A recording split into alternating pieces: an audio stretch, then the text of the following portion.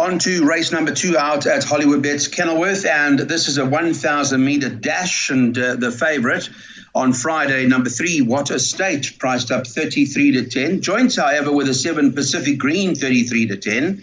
Not far off them from a market perspective at 7 to 2's number 1, Miss Marguerite, and 5 to 1 about number 5, Distinction. But it's quite cramped in terms of market anyway, Darren, so I'm assuming there are a handful of horses that can win here.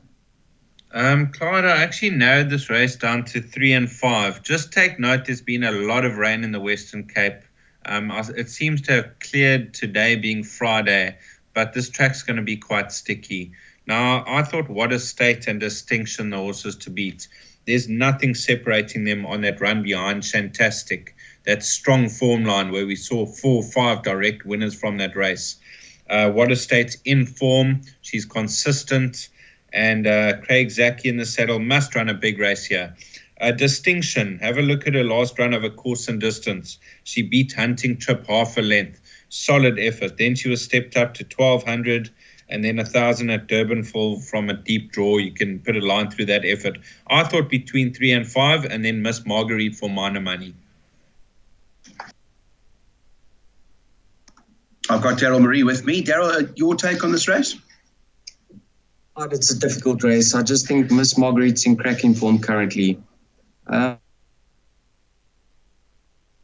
encouraged that she finished the race off last time out, despite doing a bit too much in the early stages. And then if you just watch the later start of Pacific Green, you'll know that she's much better than that effort, because Richard came out, he tried to get cover and things didn't go well for her in running. So I know that she's much better than that effort, and I'm expecting a forward run. But most of the fillies and mares lining up over here have winning claims. All right, so there are a few. Let's get our bipods going. Daryl's going 1 and 7 in the first leg of the bipod. So Miss Marguerite and Pacific Green. Then 6 and 10. Then 1, 4, 5. You'll notice no bankers. No bankers in this bipod. By 2, 6 and 10, the fourth leg. Leg 5 is going 2, 3 and 4. And the last leg, 3, 4, 5, and 6.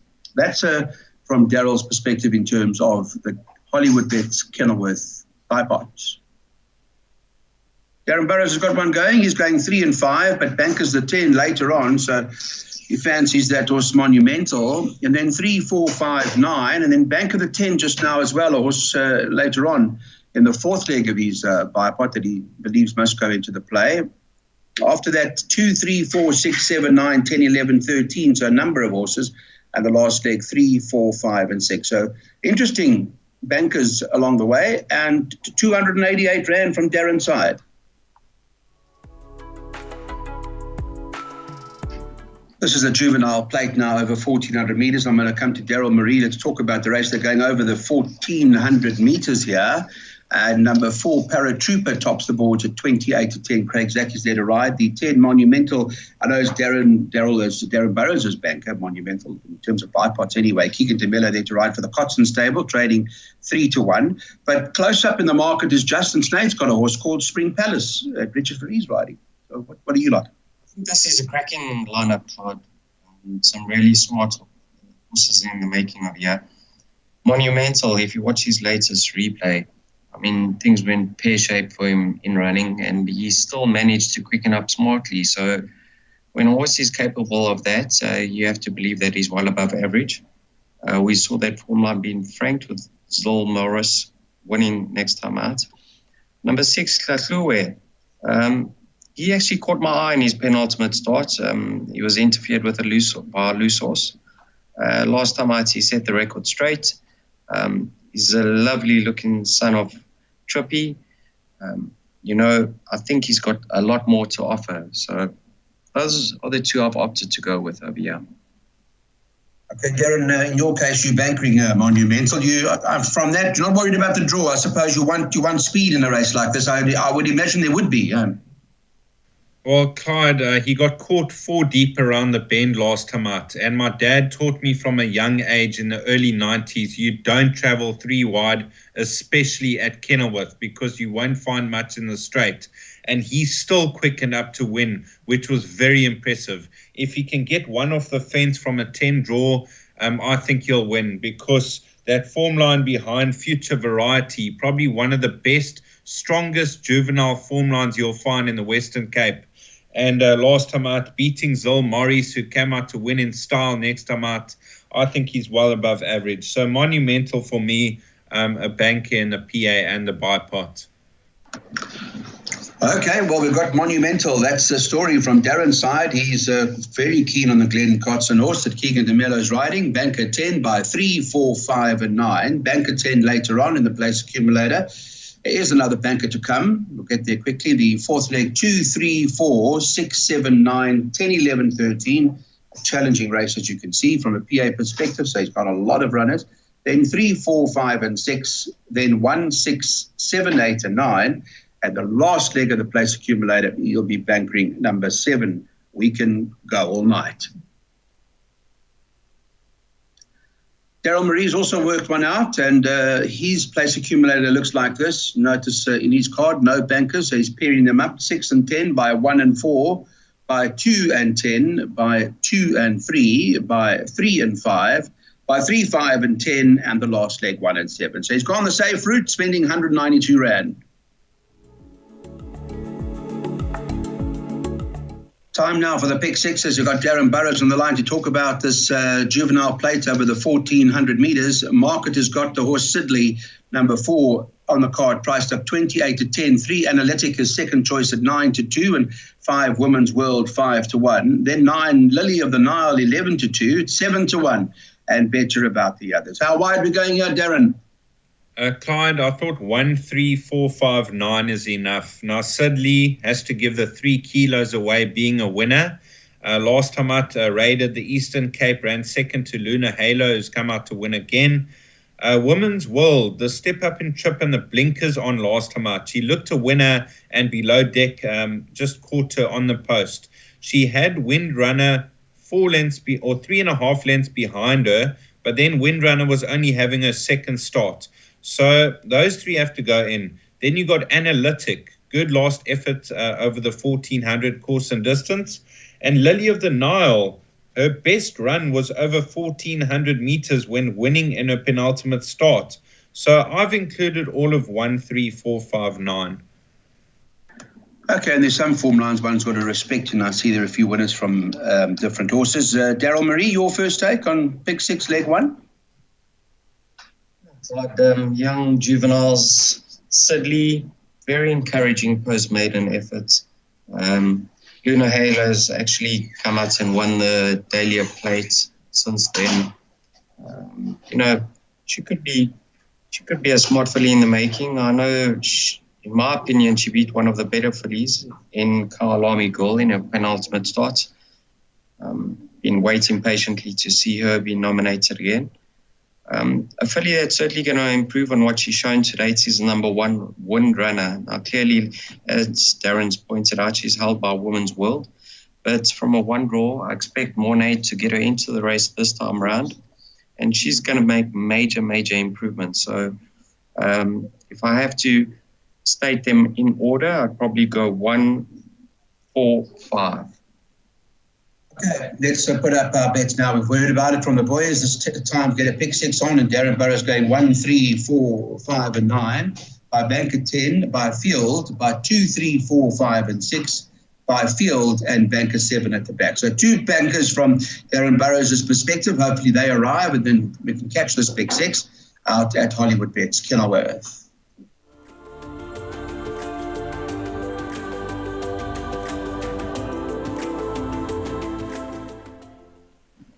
On to race number 5. Noted number 1, Oliver's not running. Friday, there's an early scratching, Friday afternoon. Take out Oliver. This is an open maiden, so 1,400 meters. Interesting race. And from a market perspective, I can tell you that Snow Pilot is 22 to 10 favorite. I'll go straight to Darren. Darren, I know you're quite keen on this as a hard horse to beat. I see the form has been terrific in Monumental winning and Mojo Man winning, as well as Silver Crown. And the others have all run places, so it's a very good form line. Yes, correct, Clyde. That's the form line I was talking about earlier behind Future Variety, probably the strongest maiden juvenile form line in Cape Town. I believe he's crying out for the ground, He's got a big action. I think the 14 going to be ideal as long as he overcomes the draw. I think he'll go handy. He should put this field to bed.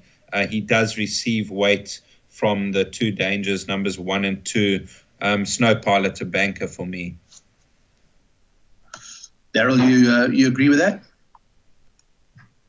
Todd, I expected it more from him last time out. I know he finished close up, but I thought he was a bit disappointing.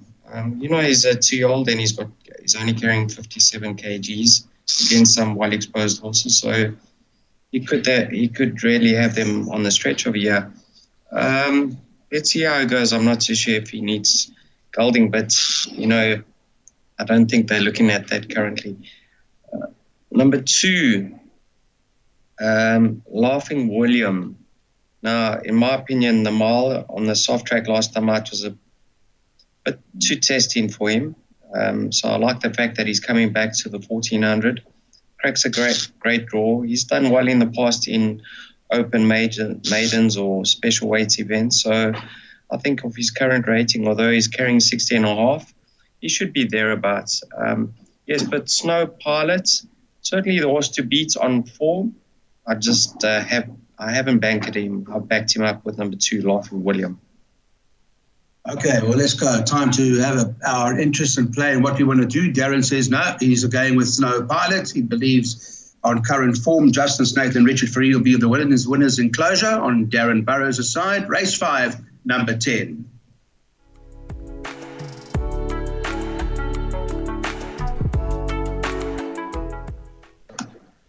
Time to move on. Let's chat now about our next event on the card. And this is where we'll see race number 6 on the card, Queen of Sparta, 9-2, joint favourite with 3 Allende at 9-2. And, as Brett Crawford and Candice Bass are pretty much dominating the race, Daryl Marie. I mean, they've got Queen of Sparta. Bass has also got, in the race, Perilla, whilst Brett Crawford's got Allende and Red Sash. So, and I don't know if it ends there. What do you think? It's a class 4, fillies and mares handicap, so it doesn't end over there. I'm leaning towards number 2, Queen of Sparta. Now, if you have a look at her form, she's actually finished close up recently off higher marks, even off her 89, so she's off her 84. Great draw. Not too much dead weight in the saddle. I think she's going to run a cracker. Allende, she's tried the 1400 in the past and the miles. She was disappointed on those occasions, but she's strengthened up now, so I'm willing to give her another chance over this distance. Red Sash last time out, she got it all her own way up front. I don't know if that's certainly going to happen this time round, but she's another likely raced filly that could go on with things. But the way I read it is Queen of Sparta, offer 84, will take some beating. Okay. Darren Burrows, let me bring you in and get an idea from you as to what you like here.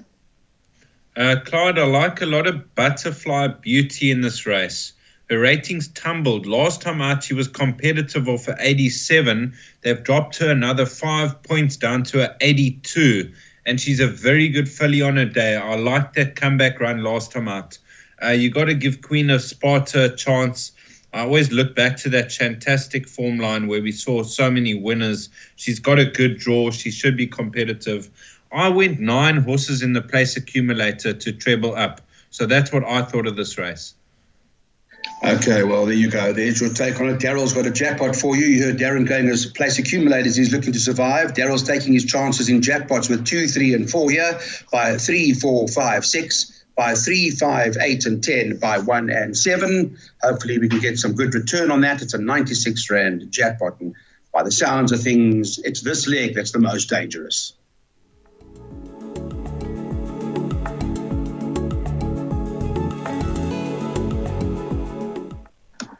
Moving on to our next race on the card, and in this event, number 6, Mr. Monocle's favourite at 16-10, Darren Burrows. 3 Coronation Time is 28-10, and number 4, Thunder Master is trading at 9-2. So the market's got them, Darren, at 12-1, bar 3. Yes, Clyde, and I have to touch on a horse that is not part of the top 3 in the betting called Silver Sky.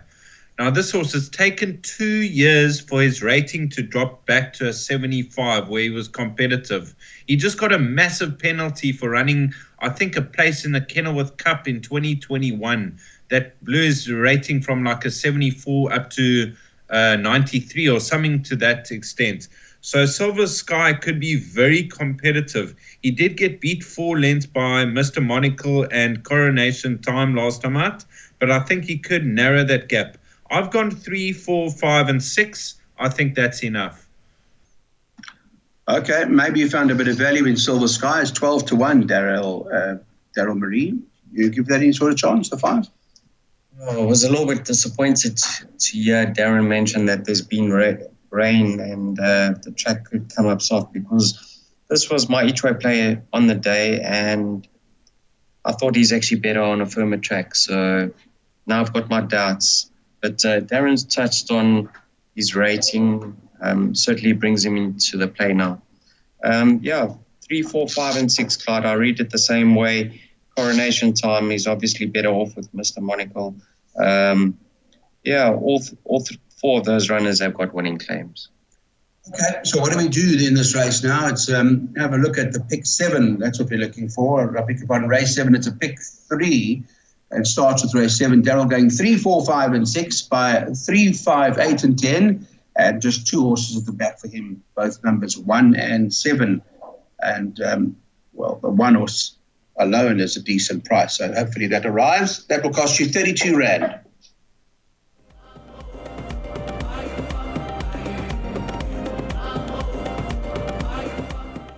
Well, we're doing this on the Friday, and scratch 1 and 8 in this event. Note that from a market perspective, 10 Future Turn 5-2 favourite, number 7 Silent Trigger 4-1, and 9 Inside Story is 4-1. 5 doubling up 11-2, and then you can get 6-1 and better about the others. Daryl's final leg of the jackpot. Hopefully we're running, and we've got a few horses here. What do we need to have to survive the last leg? Last race, Clyde. Future Turns, an improving 3-year-old. Could be the stable elect with Richard Free taking the ride. He's in cracking form, so I've got respect for him. Number 5, doubling up. Don't think we've quite seen the best of him. I like the fact that he's coming back in trip. He doesn't seem to be rounding his races off. That form line stood up. I mean, we've seen Machete Man go to Kabeja and win the East Cape Derby. Mr. Monocle's won from that form line. So coming back in trip, I'm going to be favouring him over his stable companion. All right, well, maybe the 1,600 metres will suit doubling up. Darren, what do you think? I think it's a field race, Clyde. I can't really touch on a runner here. I think I give them just about equal chances. If I have to touch on a runner at a big price called K. Shiraz, last time out that race was very funny race. The leader went 12 lengths clear and stayed that distance clear. The second horse was like 4 lengths clear of the third horse. It was a very strange race. I think he's going to strip a fitter horse. And if there is to be a result, it would be K. Shiraz. But I put the field in the exotics. Okay, so some uncertainty in the race. Daryl selecting going exactas and boxing 3, 5, and 10. So that is Bardolino, and the 5 horses putting into the play as well, doubling up, and the 10 Future Turn. And take that exacta. That will cost you 6 Rand. 9th and final. I know Darren Burrows likes this horse. Weekend Go All Night. Tchaikovsky came out of there at 1 horse price number 3-1. I want to start with Daryl Marie first. Daryl, you agree with Darren's take on this? I know he's banked this in his play. Yes, Clyde. I do agree. You know, that Weekend Go All Night was super impressive. It was his first run as a gelding. He settled in behind runners beautifully, and when he was switched out, he really impressed. And the manner in which he won, you'd expect him to follow up on that effort. Just number 1, Champion Warrior, could have been in need of his later start, and he meets Weekend Go All Night 4.5 kilograms better off. So I'm expecting those 2 to dominate. Okay, so 1 and 7 from Daryl Marie's side. Your side, I know you're big on Weekend Go All Night, Darren. Yes, Clyde. The manner in which he won his first run as a gelding was super impressive. He was towards the back of the field, and when angled out for a run and let go, He took off and won going away by almost 3 lengths. It was super impressive. He showed glimpses of a really classy horse early on in his career, and he wasn't quite putting it together. He was racing awkwardly, trying to get out of it, and the gelding did the trick. So even though he's gone up, 7 points, I think he could go back to back. All right, there's the play. We've been talking about it, and we can go all night. Daryl Marie's also bullish on it, so Darren Burrows now just rubber stamping all of that. We can go all night to win the 9th and final out at Hollywood Bets Kenilworth. Thank you, everybody, for watching Weighted to Win. Trust it was a good one for you and that you had a pleasant weekend. We look forward to being with you during the course of the week.